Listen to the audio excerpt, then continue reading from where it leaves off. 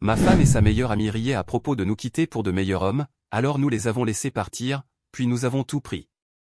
Salut Reddit, je suis habituellement seulement un lecteur silencieux ici, mais les choses sont devenues incontrôlables, alors j'ai pensé que je devais poster ici. Moi, homme de 33 ans, j'ai rencontré Kayla, femme de 30 ans, quand j'avais 27 ans. J'étais dans ma deuxième année de travail dans une société de fret, je faisais la coordination d'entrepôts et la gestion des itinéraires, rien de prestigieux, mais un travail stable avec des heures supplémentaires et un bon syndicat. Elle, à l'époque, travaillait dans un cabinet dentaire comme réceptionniste, un sourire impeccable, une routine bien rodée, on aurait dit qu'elle avait sa vie bien en main. Ce qui m'a attiré, ce n'était pas seulement qu'elle était attirante, oui, elle avait ce style de fille d'à accent grave côté mais en version capable de ruiner ta vie. C'était surtout qu'elle semblait respecter le travail acharné. Lors de notre premier rendez-vous, elle m'a demandé des détails sur mon boulot et elle ne s'est pas ennuyée quand je parlais de l'acheminement des cargaisons. Au deuxième rendez-vous, elle est venue avec un sandwich fait maison parce que je lui avais dit que je n'avais pas le temps de manger entre mes shifts. Elle n'était pas exigeante, elle ne se plaignait pas, elle a même ri quand je suis arrivé en retard une fois parce qu'un camion avait été bloqué à 2 villes d'ici. Je me suis dit, d'accord, je peux faire avec ça. 3 ans plus tard, nous étions mariés, avec une petite maison en banlieue, un garage et un jardin. J'avais pris des shifts supplémentaires pour payer la compte, elle continuait à travailler à temps partiel en gérant les factures, les courses et les rendez-vous. J'avais l'impression que nous construisions quelque chose de solide, qu'elle avait mon dos et moi le sien. Et puis il y avait Aubrey, femme de 30 ans, sa meilleure amie depuis le collège, le genre loyal mais pas de façon mignonne, plutôt du genre à te convaincre de détruire ta vie juste pour l'histoire. Blonde, bronzée toute l'année, toujours une nouvelle lubie de marketing pyramidal. Un jour, elle avait même essayé de vendre à Kayla des cristaux censés bloquer l'énergie négative des hommes sans ambition. Elle plaisantait, peut-être. Kayla et Aubrey étaient inséparables, vraiment. Aubrey avait une clé de notre maison avant même qu'on échange nos vœux. Elle débarquait pendant les matchs de foot et changeait de chaîne, elle venait réconforter Kayla les jours où je travaillais en double, souvent avec un café hors de prix et des potins de sa boutique. Si on m'avait demandé à l'époque, j'aurais dit qu'Aubrey était une mauvaise influence mais inoffensive. Je pensais que c'était juste une amitié féminine basée sur des traumatismes communs, des tableaux Pinterest et la haine de leurs ex. Je ne pensais pas qu'elle chercherait à nuire à notre mariage. Les choses ont changé l'année dernière, petit à petit. Kayla a quitté son travail pour se concentrer sur elle-même. Je n'étais pas ravi mais je n'ai pas dit non. J'avais une bonne situation au travail et nous n'étions pas dans le besoin. Elle disait vouloir explorer d'autres voies, peut-être retourner à l'école, peut-être lancer une entreprise. D'accord, je l'ai soutenue, mais les semaines sont devenues des mois et elle ne travaillait toujours pas. Pas d'école, pas d'entreprise, juste de nouveaux cheveux, de nouveaux vêtements et une obsession pour ces soirées de tableaux de vision qu'Aubrey organisait. Et les dépenses ont explosé. Je voyais sur notre carte commune des charges comme $218 pour une journée spa, $87 pour une cure de jus, $412 pour une retraite de manifestation, autrement dit un week-end dans un Airbnb miteux avec Aubrey et 2 autres filles que je ne connaissais pas. Quand je lui en parlais, elle riait comme si je dramatisais. Ce n'est pas comme si j'achetais une Tesla, avait-elle dit une fois pendant qu'Aubrey gloussait au téléphone. Elle pensait être maligne, elle pensait être sur une autre fréquence, moi je pensais qu'elles étaient irresponsables. Vers cette période, Kayla a commencé à me traiter différemment. C'était subtil mais perceptible. Je rentrais du travail sale et épuisé et elle levait à peine les yeux de son téléphone. Je proposais de cuisiner ou de commander à manger et elle levait les yeux au ciel en disant qu'elle n'avait pas envie de fast-food. Je mentionnais les factures qui s'accumulaient et elle se taisait ou changeait de sujet pour parler d'une tendance TikTok stupide qu'Aubrey lui avait montrée. Elle n'était pas méchante exactement, juste absente. Aubrey, en revanche, se comportait comme si notre maison lui appartenait. Elle laissait ses chaussures dedans, son sac de maquillage dans notre salle de bain. Une fois, je suis rentré plus tôt et elle buvait des smoothies verts en peignoir comme dans une retraite spa réservée aux filles, un mercredi à 14h. J'aurais dû dire quelque chose à ce moment-là mais je ne l'ai pas fait. Vous savez, quand vous êtes tellement dedans que vous vous dites que ça va passer, c'était moi. Je pensais que Kayla traversait juste une phase, que c'était temporaire, qu'une fois la nouveauté de sa liberté passée, elle redeviendrait celle qu'elle était avant, la fille qui me préparait mon déjeuner et me demandait si je voulais que mon pantalon de travail soit repassé. Mais non, au contraire, ça a empiré. Elle a commencé à parler d'alignement et de montée en gamme de vie. Elle disait des phrases comme mon prochain chapitre et être dans mon air douce. Chaque fois qu'Aubrey était là, j'avais l'impression d'être expulsé de ma propre île. J'entrais dans une pièce et elle s'arrêtait de parler en plein milieu d'une phrase. Une fois, j'ai entendu Aubrey chuchoter « Il n'est pas idiot tu sais » et Kayla a juste fait chute. Je me suis dit que ce n'était probablement rien, mais mon instinct, lui, commençait à me parler. Je baissais la tête, je payais les factures, je m'occupais des réparations, j'emmenais sa voiture à l'entretien, je faisais les courses, j'essayais d'être le même gars que j'avais toujours été, car dans ma tête, si je restais stable, peut-être qu'elle reviendrait à la raison, mais ça ne marche pas comme ça quand quelqu'un a déjà un pied hors de la porte et traîne la valise de sa meilleure amie avec elle. Ce que je ne savais pas à l'époque, c'est que Kayla et Aubrey n'étaient pas juste dans la lune, elles tramaient quelque chose, et la blague qu'elle pensait faire allait se retourner contre elle. C'était un mardi quand tout a pris sens. Je n'étais pas censé être à la maison, normalement je travaillais jusqu'à 18h, mais le système de chariots élévateurs à l'entrepôt a complètement planté et ils ont dû réinitialiser toute l'allée. Notre manager a simplement dit tant pis, débauché plus tôt. Je n'ai pas prévenu Kayla que je rentrais, je me suis dit que je lui ferais une surprise avec son déjeuner, j'ai pris son habituel, cette salade de poulet hors de prix qu'elle aimait chez Freshly Rooted, plus un thé avec trop de gingembre. Je me suis garé dans l'allée et j'ai remarqué quelque chose d'étrange, la voiture d'Aubrey garée à moitié sur le trottoir, comme toujours avec la roue avant tournée du mauvais côté. Rien que ça m'a serré la poitrine, Aubrey n'était pas du genre à passer à l'improviste, si sa voiture était là, c'est qu'elles étaient en plein plan. Je ne le savais pas encore, mais ma vie allait se scinder en deux. J'ai ouvert la porte d'entrée doucement, je ne l'ai pas poussée comme d'habitude, et je vous jure que la seconde où j'ai mis un pied dedans, j'ai senti quelque chose de mauvais dans l'air, pas de la nourriture, pas du parfum, juste de la trahison. C'est difficile à expliquer, mais on sait quand on n'est pas censé être là. Leur voix venait du salon, assez forte pour que je les entende, assez basse pour qu'elles se croient en sécurité. Aubrey parlait, alors voilà le plan, si tu déposes avant septembre, tu peux dire que le temps qu'il a passé à travailler prouve qu'il était émotionnellement indisponible, ça pose le ton, ensuite on le frappe avec le partage des biens. Kayla a ri, vraiment ri, il ne saura même pas ce qu'il a frappé, il croit encore que je regarde des cours en ligne, il est tellement occupé à réparer le chauffe-eau qu'il me remercierait probablement si je lui disais que je pars pour me retrouver. Je me suis arrêté, elle a continué, une fois le divorce finalisé, Lucas a dit que je peux emménager dans la maison au bord du lac, il m'a déjà dit qu'il voulait des enfants, il n'est pas comme Craig, lui il investit vraiment, il a un bateau et tout. Lucas, encore ce prénom. Je me suis reculé, adossé au mur près du couloir et je suis resté là avec la salade dans la main qui commençait à tiédir. J'avais envie de débarquer, vraiment, mais quelque chose m'a retenu, peut-être l'orgueil, peut-être quelque chose de plus froid. Aubrey a repris, Craig ne sait rien non plus, je lui dis qu'on travaille sur nos problèmes d'intimité, mais j'ai déjà arrêté notre virement d'épargne commun, si je calcule bien, je peux déposer juste après tes papiers, on sera toutes les deux libres d'ici octobre. Libres, hein, comme si on les retenait en otage. Kayla a chuchoté quelque chose que je n'ai pas compris, puis elles ont éclaté de ce rire faux et aigu que les filles font quand elles croient avoir gagné. Je ne sais pas combien de temps je suis resté là, peut-être 3 minutes, peut-être 10. Finalement, j'ai fait demi-tour, je suis sorti et je suis resté dans mon camion pendant peut-être 1 heure, la nourriture intacte, le téléphone face contre table, juste à réfléchir, pas à supplier, pas à la confronter, juste à penser à combien de cordes il leur faudrait pour se pendre elles-mêmes. Parce que voilà, j'en avais assez vu. Ce soir-là, je n'ai rien dit, je suis rentré comme d'habitude, elle m'a souri comme si de rien n'était, m'a embrassé sur la joue et m'a demandé pourquoi je n'avais pas appelé. Je lui ai dit que le travail avait été chargé, elle a dit qu'elle avait passé l'après-midi à écrire dans son journal avec Aubrey. J'ai acquiescé, puis on a regardé cette émission de pâtisserie idiote qu'elle aime et on est allé se coucher comme si c'était un mardi ordinaire. Mais je n'ai pas dormi, j'ai fixé le plafond en faisant une liste dans ma tête, pas une liste émotionnelle, une liste stratégique. Je savais que dès que je la confronterais, elle transformerait ça en émotion et en larmes, et peut-être que j'hésiterais, peut-être que je gâcherais tout. Ça ne pouvait pas arriver, alors j'ai commencé à documenter.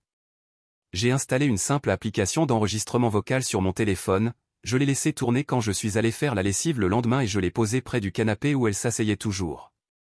Kayla pensait que j'étais dans le garage, j'étais à l'étage en train d'écouter via Bluetooth.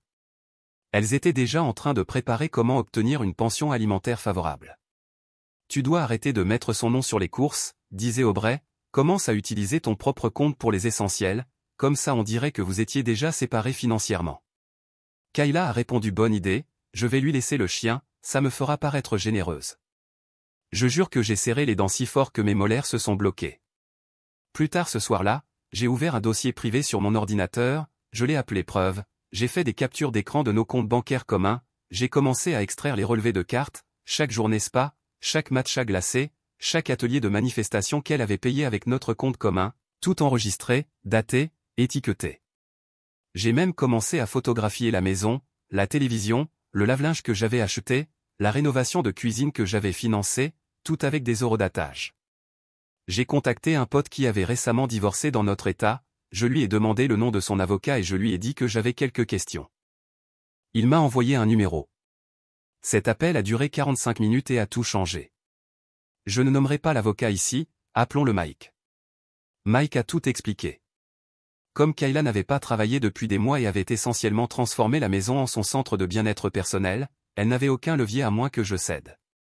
Et grâce à certaines lignes très précises de notre contrat prénuptial que j'avais oublié qu'elle avait même signé, elle n'avait droit à rien de ce que j'avais acquis avant le mariage ou de manière indépendante. Tu veux gagner, m'a dit Mike, garde la bouche fermée, continue à accumuler les preuves, et quand le moment sera venu, on frappera fort. Alors j'ai fait ça. Pendant encore 2 semaines, j'ai continué à agir comme si tout était normal, je lui apportais son thé le matin, je faisais les courses, je nettoyais ses assiettes quand elle oubliait. Pendant ce temps, chaque fois qu'Aubrey venait, j'obtenais plus de preuves.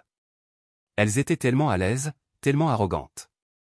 À un moment, Kayla a même plaisanté qu'elle allait être la divorcée la plus sexy du lotissement, que j'allais être son mari de départ comme si j'étais une vieille berline d'occasion qu'elle avait achetée avant de passer à une Tesla. J'ai tout raconté à Craig, je lui ai montré les enregistrements, les textos, même une entrée de calendrier qu'elle avait intitulée Week-end Opération Indépendance. Il était furieux, tremblant mais concentré. Nous avons commencé à nous coordonner. Il avait un ami dans l'informatique qui a aidé à récupérer des messages supprimés du téléphone de Zoé via son identifiant iCloud. Elle avait été assez stupide pour sauvegarder les mots de passe dans une note partagée. Il y avait des photos, des vidéos, des contenus explicites entre Aubrey et son instructeur de yoga. Apparemment, c'était lui son « upgrade ». Craig avait fini de jouer les gentils, donc maintenant je n'étais plus le seul à agir en silence. Craig a déplacé la moitié de ses liquidités sur un compte personnel au nom de sa sœur. J'ai déplacé les miennes dans une caisse de crédit dont ma femme n'avait jamais entendu parler. Nous avons tous les deux transféré les titres de propriété de tout ce qui avait de la valeur à nos familles, camions, vélos, même certains outils électriques du garage. Légalement, tout était en règle. Et juste pour m'amuser, j'ai acheté une petite caméra à commande vocale, je l'ai cachée dans l'enceinte de la cuisine, et j'ai enregistré Kayla en train de dire « Je pense qu'il va me demander en mariage d'ici Noël » à propos de Lucas. J'ai tout enregistré, j'ai étiqueté les dossiers, j'ai fait des sauvegardes, Craig a fait pareil. Nous construisions un petit coffre-fort de guerre en silence. Puis est venue la pièce finale du puzzle, Lucas. Craig a découvert où il travaillait, un showroom de technologie. Nous y sommes allés séparément. Je suis entré comme client cherchant à acheter du matériel de surveillance extérieure et Craig a attendu sur le parking. Quand Lucas est sorti déjeuner, je l'ai vu partir dans une vieille berline rouillée, pas de maison au bord du lac, pas de bateau, pas de Rolex, juste du vent et des lunettes de soleil bon marché. J'ai envoyé un message à Kayla plus tard dans la soirée, en lui disant « Je pense acheter un kayak, quelle marque Lucas recommande-t-il » Elle n'a pas répondu pendant 2 heures, puis a écrit « Pourquoi tu dis ça ?» C'est là que j'ai su qu'elle était nerveuse, qu'elle commençait à sentir les murs se refermer, même si elle ne savait pas comment.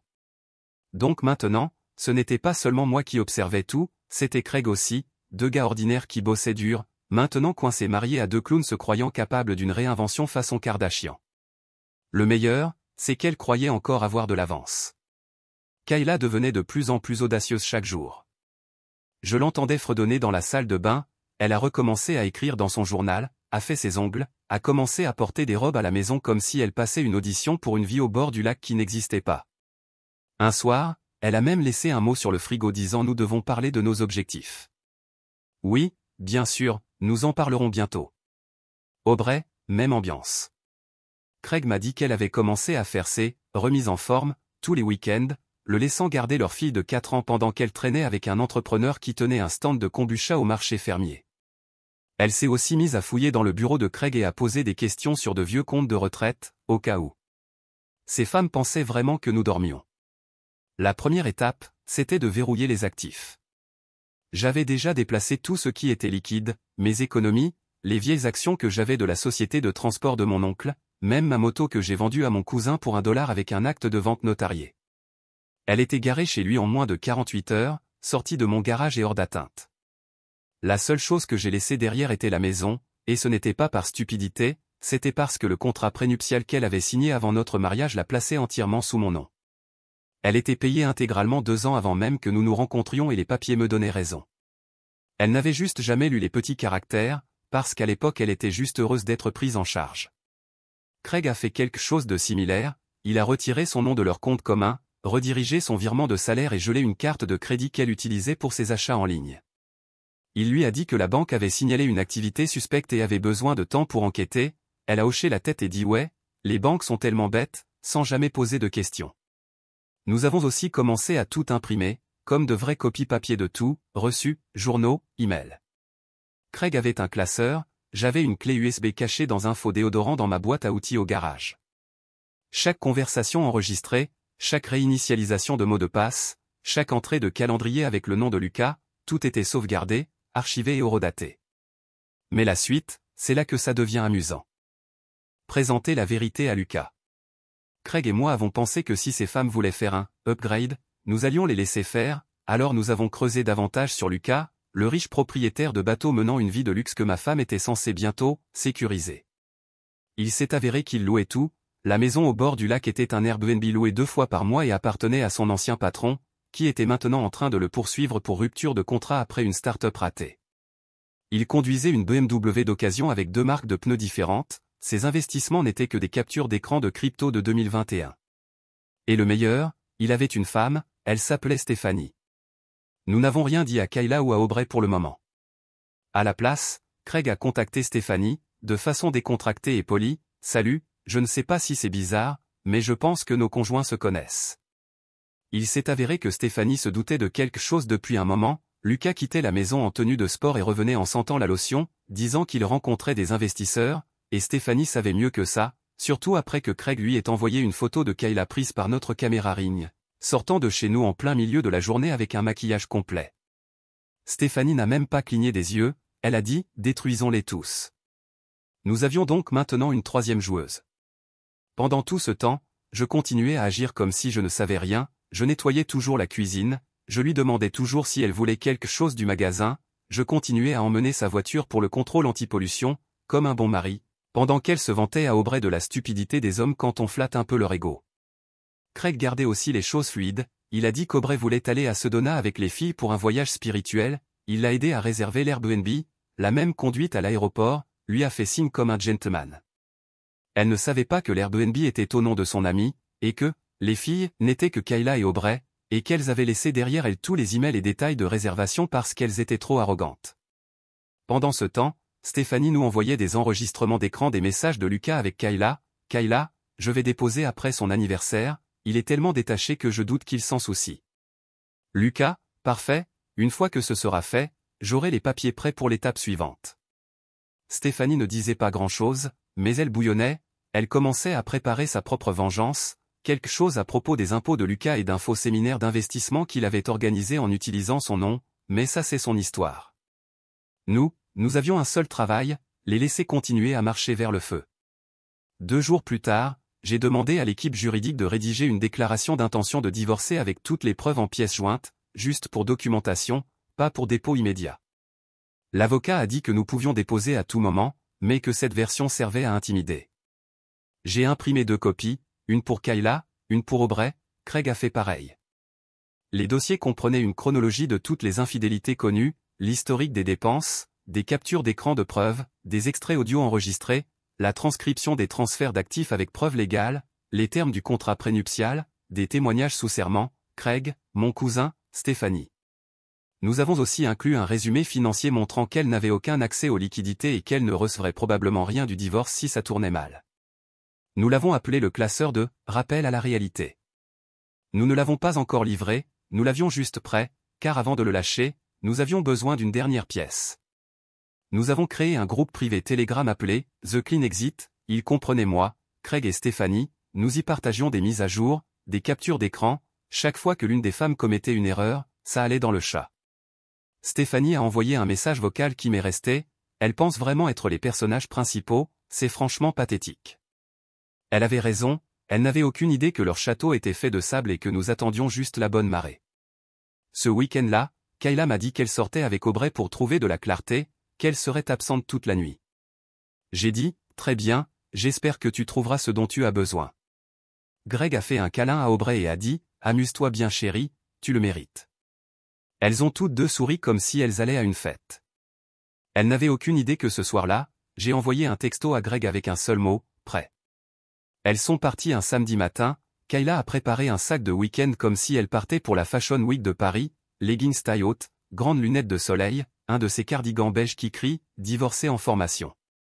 Elle a dit qu'elle et Aubrey allaient à une retraite de guérison en cabane, j'ai dit « c'est bien, tu mérites un peu de paix », elle m'a embrassé sur la joue et est partie. Craig m'a envoyé un texto 15 minutes plus tard, elles sont parties. Top départ.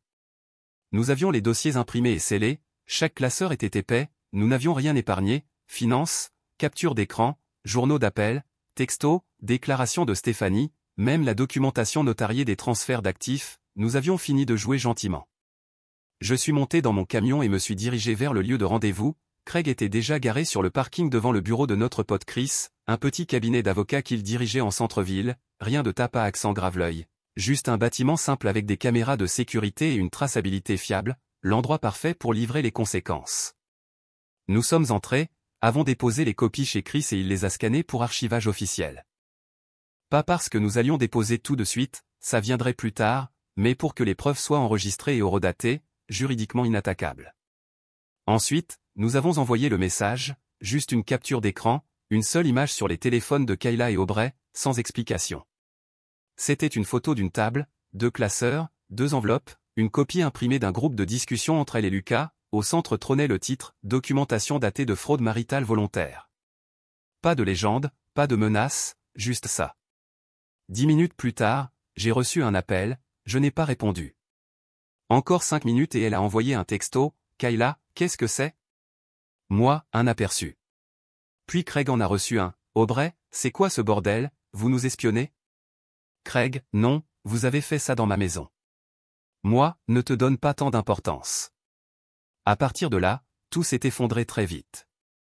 Elles n'étaient pas dans un spa, elles étaient enfermées dans un Airbnb bon marché avec une enceinte Bluetooth et maintenant elles paniquaient. Kayla a appelé 4 fois de suite, je l'ai bloquée temporairement, puis elle a appelé depuis le téléphone d'Aubrey, j'ai ignoré aussi. Je n'avais rien à dire, je voulais que le silence fasse le travail. Craig, pendant ce temps, laissait Aubrey hurler dans sa messagerie vocale, elle est passée en mode victime totale en moins de 30 secondes, comment oses-tu violer ma vie privée, tu es malade, c'est du terrorisme émotionnel, elle a même tenté le classique, tu me contrôles et maintenant tu utilises mes amis contre moi. Utiliser tes amis contre toi? Chérie, tu prévoyais de le dépouiller et d'emménager dans la maison au bord du lac d'un autre homme, tu as de la chance que ce ne soit pas pire. Pendant que tout ça se passait, Stéphanie préparait son coup, elle avait déjà imprimé tout ce qu'il fallait pour demander le divorce et pour fraude. Lucas, comme un idiot, avait laissé traîner toutes sortes de documents à la maison, fausses déductions fiscales, messages à d'autres femmes et pire, des photos de lui avec Kayla, l'une venait de notre Porsche. Elle prévoyait de remettre les papiers à Lucas lundi, discrètement à son travail, avec la sécurité présente. Mais elle nous a donné la permission d'envoyer un dernier message à Kayla. Stéphanie a écrit « Maison au bord du lac, il ne possède pas ce bateau, il appartient à son frère. Tu n'étais jamais l'upgrade, juste une maîtresse de plus dans une vie de location. » Aucune réponse de Kayla après ça, silence total. Quand Kayla est rentrée le dimanche soir, j'étais déjà dans le garage, assis sur une chaise pliante, en train de trier mes outils comme si de rien n'était.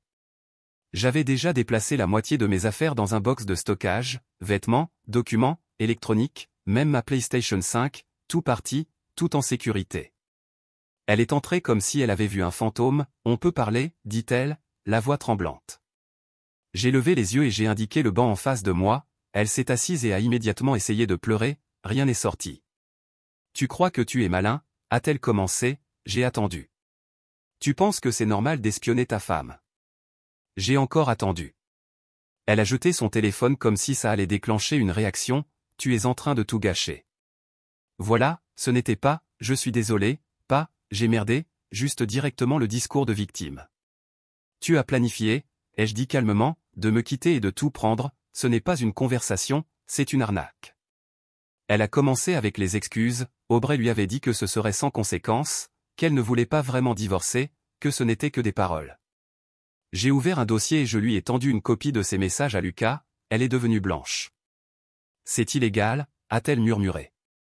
Non, ai-je dit, ce que tu as fait est un motif de fraude, ce que j'ai fait, c'est me protéger. Je me suis levé, je suis passé à côté d'elle et j'ai déposé l'enveloppe sur la table de la cuisine. À l'intérieur, une offre formelle de règlement de divorce, elle ne garde pas la maison, pas les actifs, mais je lui permettais de garder la voiture et d'avoir un versement unique de $5000 pour couvrir les frais de transition si elle signait discrètement. Elle l'a prise comme si ça brûlait, c'est insensé, a-t-elle dit. Non, ai-je répondu, insensé, c'est de quitter ton travail et de vouloir épouser un menteur fauché avec 2 expulsions en projetant de voler l'homme qui ne t'a jamais demandé de changer.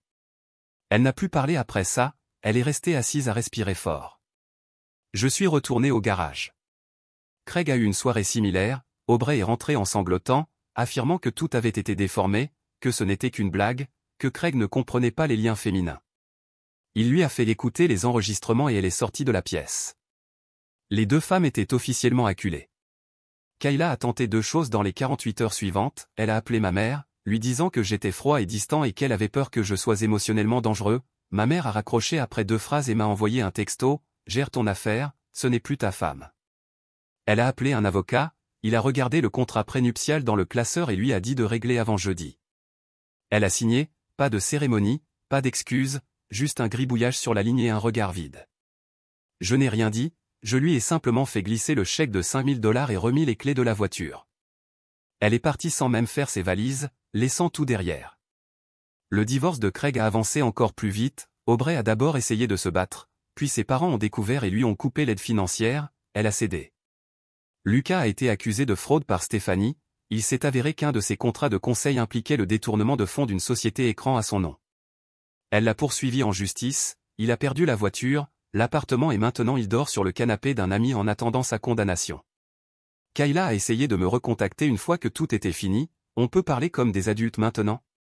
Je n'ai pas répondu, ça faisait 3 semaines qu'elle avait quitté la maison. Techniquement, elle n'a même pas fait ses valises. Kayla a pris son sac à main, son téléphone et le chèque que je lui avais donné, et elle est partie comme si elle allait encore à une de ses journées spa. Je ne l'ai pas arrêtée, je ne lui ai pas dit au revoir, je l'ai juste regardé marcher vers une voiture qui ne lui appartenait pas, payée par un homme qui n'existait pas vraiment, se dirigeant vers un futur qui n'avait jamais existé. La maison est devenue très calme après ça, et pas dans un sens triste, dans un sens propre. Ses plantes sont mortes en quelques jours, elle les arrosait toujours trop. La maison sentait à nouveau le cèdre au lieu des bougies à la vanille et des lotions hors de prix. Le frigo n'avait plus de smoothie protéiné à $12, et pour la première fois depuis des mois, j'ai dormi comme une pierre. Le premier email est arrivé un mercredi, objet, nous devons parler. Je l'ai ouvert en déjeunant au travail, basique, elle disait qu'elle ne voulait pas que les choses se terminent comme ça, qu'elle avait été perdue et confuse, qu'elle pensait que Lucas était sérieux mais qu'elle s'était rendu compte maintenant qu'il ne l'était pas. Elle a même écrit, il n'était pas celui qu'il disait être, il m'a induite en erreur. Je n'ai pas répondu. Le lendemain, elle a envoyé un autre email, cette fois avec un ton différent, je te faisais confiance, tu aurais pu me parler, à la place tu m'as espionné et piégé, tu m'as fait passer pour un monstre aux yeux de tout le monde, tu sais à quel point c'était humiliant? Tu as tout détruit. Elle n'avait aucune idée de ce qu'elle faisait, alternant entre culpabilité et reproche comme si ça allait marcher encore une fois. Pas de réponse. Mais Craig, lui, a été frappé plus fort. Aubrey est retourné vivre chez ses parents après que l'avocat de Craig ait été clair, elle n'aurait pas un centime. Il vivait à 2 villes de là, famille conservatrice, attachée aux apparences. Quand ils ont vu les preuves, les textos, les journaux de voyage, les appels à l'instructeur de yoga, ils l'ont pratiquement enfermé dans la chambre d'amis. Son père lui a apparemment dit, tu n'auras rien de cet homme et tu devrais être reconnaissante qu'il n'ait pas porté plainte. 2 jours plus tard, elle a essayé de se présenter au bureau de Craig, la sécurité l'a refoulée, il ne l'a même pas vu. Elle a envoyé un email à son patron disant que Craig était abusif émotionnellement, le patron a montré le message à Craig, Craig a montré le classeur au patron. Aubrey a été bloqué partout. Elle l'a appelé 3 jours de suite, sans réponse. Ce vendredi, elle a posté une story Instagram floue avec une citation, « Quand les gens te montrent qui ils sont, crois-les ». Elle n'a tagué personne, mais c'était évident, et personne n'en avait rien à faire. Et c'est là que ça a été encore plus stupide. Kayla a commencé à contacter des connaissances communes, pas ses amis, pas sa famille, des connaissances. Des gars de mon travail, des gens de notre ancien immeuble, un de mes potes mécaniciens. Elle leur disait qu'elle avait été négligée émotionnellement pendant des années, que j'étais trop contrôlant, que je fermais la communication et que je la faisais se sentir piégée. Qu'elle ne trompait pas, qu'elle explorait des options parce que je la rendais invisible.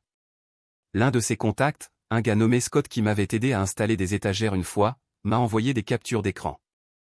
Elle lui avait écrit, il a utilisé ma vulnérabilité contre moi, j'essayais juste de me trouver, à la place il m'a exposé. Scott m'a envoyé un texto après, mec, tu as évité une balle, elle a l'air cinglée. Moi, elle a écrit sa propre nécrologie et elle s'est fâchée. Je l'ai lu à voix haute, c'était le thème. Pendant ce temps, Stéphanie a déposé le divorce, et Lucas a fait exactement ce qu'on attendait, il a fui, pas hors de l'état, juste en sous-marin. Elle nous a dit qu'il avait essayé de la convaincre qu'il était la victime, que Kayla s'était jetée sur lui et qu'il avait été trop faible pour dire non, qu'il ne voulait blesser personne, qu'il voulait juste de la connexion. Stéphanie a gelé son accès à leur compte commun, lui a remis les papiers au travail et a commencé à préparer des charges pour fraude fiscale. Apparemment, un des contrats de conseil qu'il avait proposé comportait de faux documents soumis au nom de la société de Stéphanie. Il a cessé de répondre aux appels, a supprimé ses réseaux sociaux, et personne n'a plus eu de ses nouvelles depuis. Kayla a aussi essayé de l'appeler, il l'a bloqué. 2 semaines après tout ça, Kayla s'est présentée devant chez moi, je suis rentré du travail et j'ai vu sa voiture garée à moitié sur le trottoir, elle était assise sur le capot, lunettes de soleil, capuche sur la tête comme une célébrité au rabais fuyant les paparazzis. Je me suis garé de l'autre côté de la rue et j'ai attendu dans le camion quelques minutes, elle n'a pas bougé. Finalement, je suis allé la voir. « Pourquoi tu es là ?»« J'avais besoin de parler, » a-t-elle dit doucement. « Tu as perdu ce privilège, » ai-je dit, « tu devrais partir. » Elle s'est levée rapidement, « Tu n'as pas le droit d'agir comme si tu étais innocent, tu n'étais jamais là, tu t'es enterré dans le travail. » « Oui, » ai-je dit, « pour payer ton style de vie factice. » Elle est restée silencieuse. « Tu es parti, » ai-je dit, « tu avais prévu de tout prendre et de partir, tu avais déjà organisé ta prochaine étape, c'était ton plan. Ne fais pas semblant d'être tombé par hasard. Je ne pensais pas que ça finirait comme ça. Tu pensais que ça finirait, ai-je dit, tu pensais juste être au sommet quand ça arriverait. Elle avait l'air sur le point de pleurer, pas des larmes qu'on peut feindre, celles qui viennent quand on réalise que la partie est terminée et qu'il n'y a pas de deuxième chance. Mais je n'ai pas bougé. Je suis juste resté là. S'il te plaît, a-t-elle dit d'une voix tremblante, on peut parler ailleurs, pas comme ça? Non, ai-je dit, parce que la seconde où on parlera, tu diras quelque chose de stupide et j'arrêterai d'être gentil. Elle a cligné des yeux, stupéfaite. Pas, Kayla, il n'y a plus rien ici pour toi. Elle a reniflé, est remontée dans la voiture et est partie. C'était la dernière fois que je l'ai vue en personne. Vérification de réputation, la nouvelle a circulé, pas parce qu'on l'a crié sur tous les toits, mais parce que les gens savent faire le calcul. Un jour, Kayla se vantait de sa nouvelle vie, le lendemain, elle dormait sur un canapé. Elle a posté une story sur un nouveau départ avec une chanson qui disait quelque chose à propos d'être incomprise, personne n'a répondu. Pendant ce temps, moi, je n'ai rien dit publiquement, pas besoin, quand on joue à des jeux stupides, les gens voient le tableau de score. Craig a fini par tourner la page rapidement, il a acheté une nouvelle voiture, est retourné à la salle de sport, a pris des clients supplémentaires à côté et a recommencé à voyager. La dernière fois que j'ai entendu parler de lui, il discutait avec une femme d'un autre état, quelqu'un qui travaille vraiment pour vivre et qui ne suit pas les TikTok sur les faces de lune. Moi, ça va, la maison est calme, mais paisible, mes factures sont plus basses, mon frigo est plein, mon emploi du temps est à nouveau le mien. Je ne m'inquiète plus d'être espionné dans ma propre maison, je ne rentre plus dans du n'importe quoi, je ne marche plus sur des œufs autour d'égos fragiles. Elle a dit que j'avais ruiné sa vie. Non, elle a écrit le scénario, je me suis contenté de le lui rendre avec de l'encre rouge et de dire « recommence ». Aubrey a été la première à craquer après que Craig l'ait complètement coupé, elle a essayé de rester chez ses parents, ça a duré environ 2 semaines avant qu'ils ne lui disent de commencer à contribuer. Elle ne pouvait pas de travail, pas d'économie, et son faux business d'influenceuse a coulé une fois qu'elle n'a plus pu se payer des cafés à 8 $ et des filtres Bali.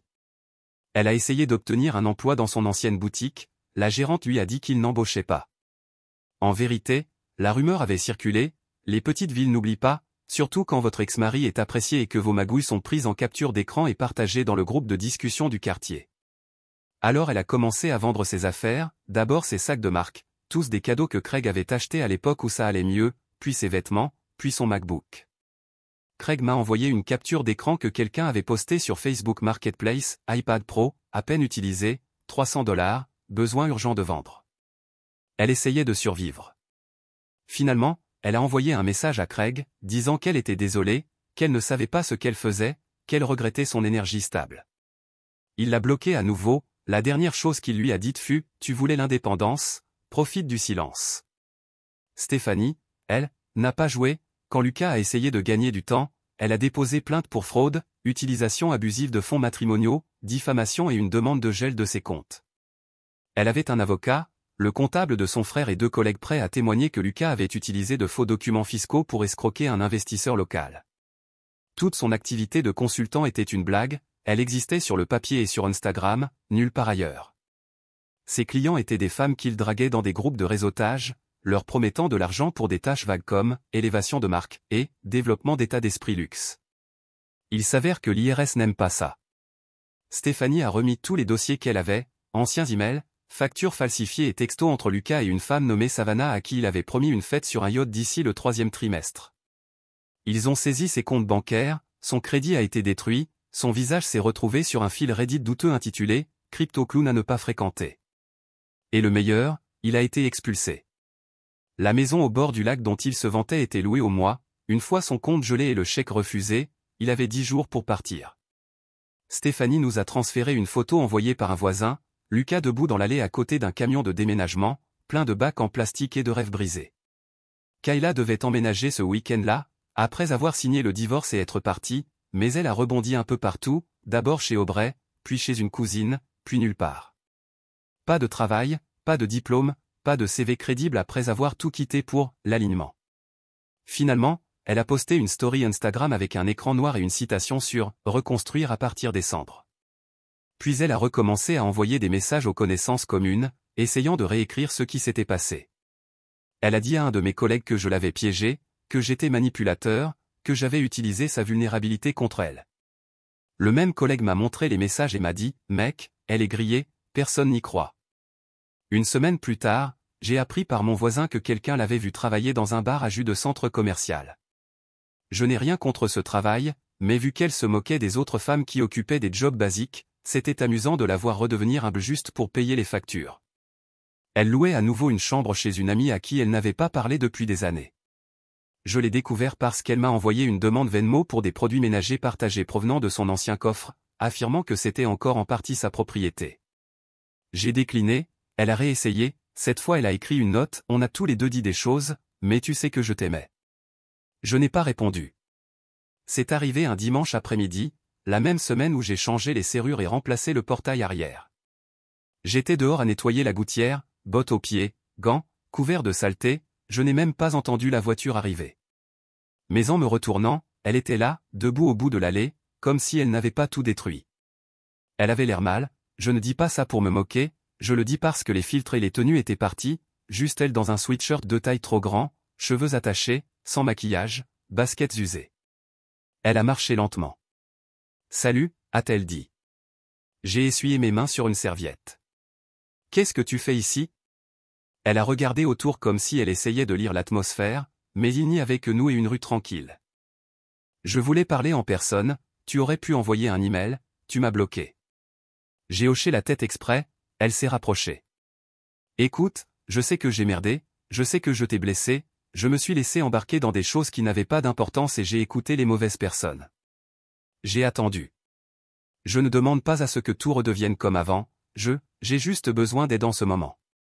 Les choses ne se sont pas passées comme je le pensais, Lucas m'a coupé, Aubrey est un désastre, ma cousine ne me laisse même pas rester plus de quelques nuits.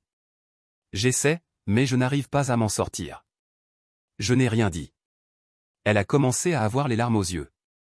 Je n'avais pas réalisé à quel point j'avais de la chance, tu étais stable, tu étais toujours là, et j'ai détruit ça.